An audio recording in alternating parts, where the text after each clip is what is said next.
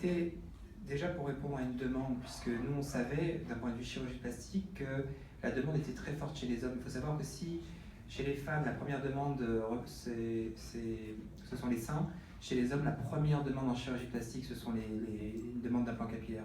Si une femme, on l'opère une fois raisonnablement de ses seins, chez les hommes, ça sera sans doute 2 voire 3 sessions d'implantation capillaire quand on revoit un peu l'historique de nos patients quand ils nous racontent. Les techniques, elles sont relativement récentes et elles sont toutes bonnes, même si aujourd'hui on fait très peu de bandelettes dans notre activité. C'est jamais une opération sur laquelle on a très à gros boulet parce qu'il y a encore des indications de prélever en bandelette et de replanter. L'évolution, elle s'est faite très rapidement vers la FIU, bien sûr, parce que c'était beaucoup plus facile de ne pas laisser de cicatrices qu'avec la bandelette. Les premières choses qui m'ont étonné quand on est rentré dans l'aventure, c'était de comparer par rapport au robot. Et je ne vais pas reprendre ce que Bruno a pu vous dire, mais au départ, quand on se comparait aux bandelettes, on avait l'impression que les bandelettes apportaient énormément de greffons. Et moi, j'avais une estimation du nombre de greffons entre 2000 et 2500 à chaque fois qu'on faisait une bandelette. Et à chaque fois que je commençais à faire mes présentations, mes consultations, je disais toujours aux patients, bon, finalement, c'est la technique qui a le meilleur rapport qualité-prix. L'inconvénient, c'est cette cicatrice et sans doute les douleurs liées derrière à cette cicatrice. Et aujourd'hui, on sait que les bandelettes, c'est pas plus de 1000 à 1200 greffons quand on regarde l'activité d'un de nos confrères qui est installé au sein du cabinet. Et ça a été quelque chose d'extrêmement important parce que ça a apporté un plus à l'utilisation du robot. Je ne reprendrai pas toute la présentation qui a été faite par Bruno, mais aujourd'hui, il y a 2 choses extrêmement fortes avec le robot quand on passe l'aspect financier, la mise en place du robot. Premièrement, c'est le taux de transection. Bruno, il vous en a parlé.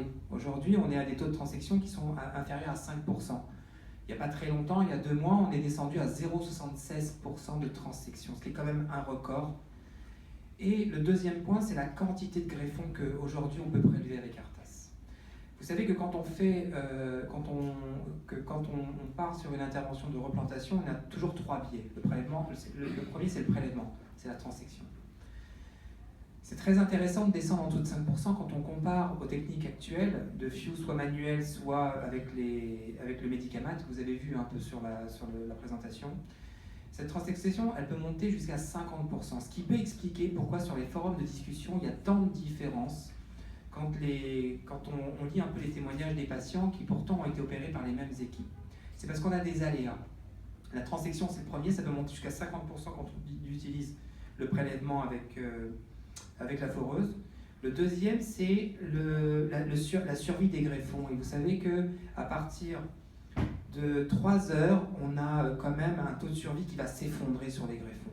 Donc Artas, il a cet avantage d'avoir une transection qui est minime, mais aussi d'avoir un prélèvement qui va être extrêmement rapide, puisqu'en 2h30, 2h30, 3 heures, on arrive à dépasser les 2500 greffons, ce qui est extrêmement intéressant, puisqu'on va pouvoir commencer la replantation, alors que les autres n'ont pas encore commencé leur replantation. Et c'est très important, ces 2 paramètres, puisqu'on l'utilise dans notre communication aujourd'hui. Et quand il y a un patient qui vient me voir pour la replantation, pour la greffe, ce sont des éléments qu'on va mettre en avant.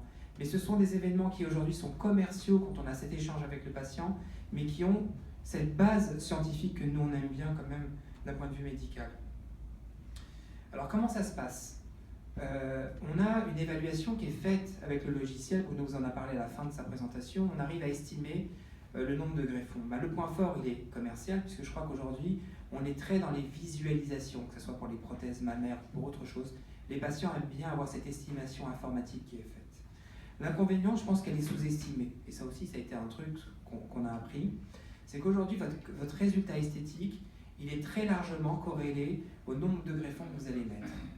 Et je crois que nous, on les a réellement sous-estimés quand on est rentré dans l'utilisation de l'Artas, puisqu'aujourd'hui, on est très facilement sur des golfs à des sessions qui vont faire 1500 à 1800 greffons, alors qu'on était au départ sur 700 à 800 greffons. On a vu nos résultats, on a vu que c'était largement insuffisant. Mais l'avantage d'Artas, c'est que ça nous a permis d'évoluer. Aujourd'hui, prélever, c'est plus tellement un problème, parce que ça va vite, ça se fait en toute sécurité pour le patient, et surtout que la qualité des greffons, elle est quand même incroyable. Et si au départ, quand on a commencé sur les premières sessions, on se demandait vraiment dans quoi on s'était lancé, je pense que nous, après 10 mois, et Bruno, après quelques mois, on a quand même on est quand même relativement satisfait pendant les phases de prélèvement parce que c'est fait d'une manière vraiment incroyable. Donc pour le patient, l'aventure elle commence le matin vers 8h, il prend le petit déjeuner chez nous, généralement il y a une prémédication, on donne de l'Atarax, et ensuite on va raser nous-mêmes, ce sont nos équipes qui vont raser.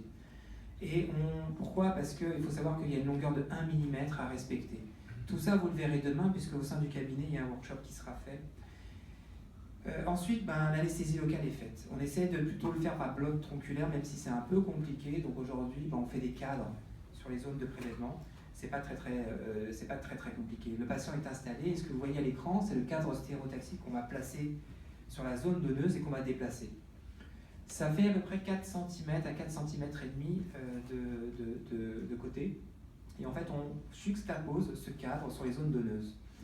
C'est un cadre d'expansion, ce qui est très intéressant aussi, parce que le troisième point fort de la communication, c'est toujours le diamètre des punches. Vous savez qu'on a commencé avec des punches de 2 mm, alors pas Artas, mais quand on a décrit les premières techniques de FIU, et puis qu'aujourd'hui, on entend souvent des punches, parler de punch à 0,7, 0,8. En fait, Artas, on a 2 punches, un de 0,9 et un de 1. Celui qui est le plus utilisé, c'est celui de 1. Alors, intellectuellement, au départ, moi, j'étais très intéressé par le fait de diminuer le diamètre de ces punches. Mais il faut savoir que quand on punch à 0,9, on punch sur une peau expansée.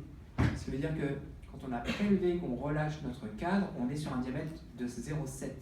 Ce sont les plus petits diamètres aujourd'hui parce que les 0,6, plus on va descendre le diamètre de nos punches et plus on va élever le taux de transection. Donc là, on a quand même un truc qui est fondamental. On arrive à puncher à 0,9. Ce qui permet aussi de diminuer le taux de transection, mais quand on va relâcher notre cadre, on est à peu près à 0,7. Là, vous voyez le moniteur. On a tous un écran géant à côté d'Artas, et puis on peut suivre en direct ce qui se passe. Avec, vous voyez, les petits ronds bleus, c'est les zones qui ont été prélevées. D'ailleurs, vous voyez un peu la surélévation des greffons qui sortent un tout petit peu, et puis le rond vert, c'est le punch suivant. On a donc aujourd'hui des taux de transection qui sont relativement bas. Ça a été confirmé par les études coréennes. Nous, on est aussi sur une évaluation. On a dépassé les 70 patients. On est sur des taux de transection qui tournent en moyenne entre 3 et 4% aujourd'hui, avec les plus mauvais résultats qui ont dû tourner autour de 6. Et puis le meilleur résultat qu'on ait eu, on était à 0,76 pour un prélèvement de 1500 greffons. On a aussi un impact par le robot, c'est-à-dire qu'au moment du prélèvement, l'impact est tellement rapide sur cette aiguille, sur ce forage, que le traumatisme tissulaire est extrêmement minime. À 48 heures, on a une cicatrisation. On n'a plus de saignement, on n'a plus rien, avec une cicatrisation qui est quand même acquise au bout du 5e, 7e jour. Associé à cela, la repousse du cheveu, on a des zones donneuses qui sont très peu apparentes à 10-12 jours. Donc là, vous voyez les résultats à 3 mois, mais à 8-10 jours, la cicatrisation est terminée. Ça suit un protocole qui est bien défini. Alors le protocole, il est un peu empirique, parce que c'est nous qui l'avons mis au point. On a très peu d'œdème sur les zones receveuses et sur les zones donneuses, parce qu'on a un protocole par corticothérapie. On a les patients à qui on prescrit du Solupred, 60 mg juste après l'intervention. Il y aura le soir même, et un relais sur 3 jours. On a aujourd'hui des crèmes cicatrisantes comme le Cicaplast qui fonctionnent très bien. Mais c'est un confort supplémentaire pour le patient parce que s'il part avec un pansement sur la tête, au bout de 2 jours, il peut vraiment l'enlever et dormir à plat sur un coussin. Vous voyez, au bout d'1 mois, la repousse du cheveu aidant, des zones donneuses qui deviennent très inapparentes. Nos résultats sur les golfs, alors au prix d'une densification importante, parce qu'il faut savoir que là aussi, l'avantage d'Artas, c'est qu'il va nous permettre de prélever énormément. On peut largement dépasser les 1000-1200 greffons par session, en sachant qu'aujourd'hui, on a très largement sous-estimé la quantité de greffons apportés. Et là, par exemple, sur des golfs maintenant comme ça, on est à entre 1400 et 1600 greffons, là où avant, on était sur 700 greffons, donc 350 greffons de chaque côté. Et finalement, on n'avait pas de résultat qui était satisfaisant. On a repris nos patients et on a fait des greffes, de nouvelles greffes, mais aujourd'hui, voilà, on a une capacité évaluée qui est largement meilleure, mais l'avantage d'Artas, c'est que ça nous permet d'apporter beaucoup de greffons. Là, avant, on était à 700, on est à 1500. Très souvent, et maintenant, nos sessions ont augmenté.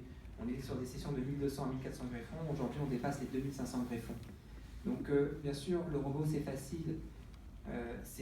Il va prélever le premier greffon comme le dernier greffon de la même manière. Nos équipes, c'est un temps de repos pour elles, puisqu'elles sont juste sur le prélèvement, enfin sur le fait de venir tirer sur ces petits greffons, en sachant que le gros du travail pour nous démarre l'après-midi.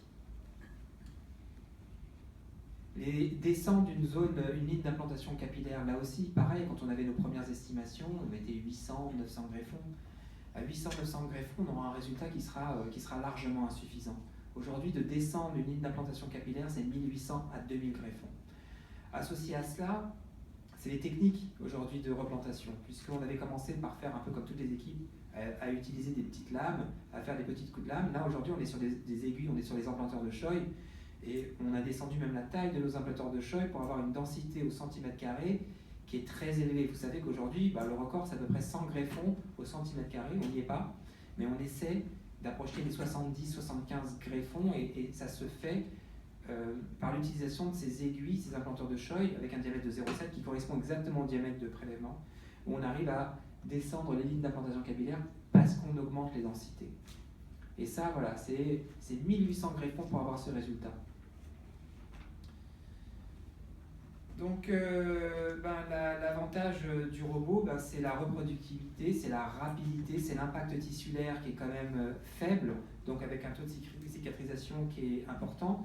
Bon, on parle de procédures non invasives, je l'ai vu sur la diapo de Bruno, ça reste invasif parce qu'il y a quand même, mais c'est vraiment très très peu invasif.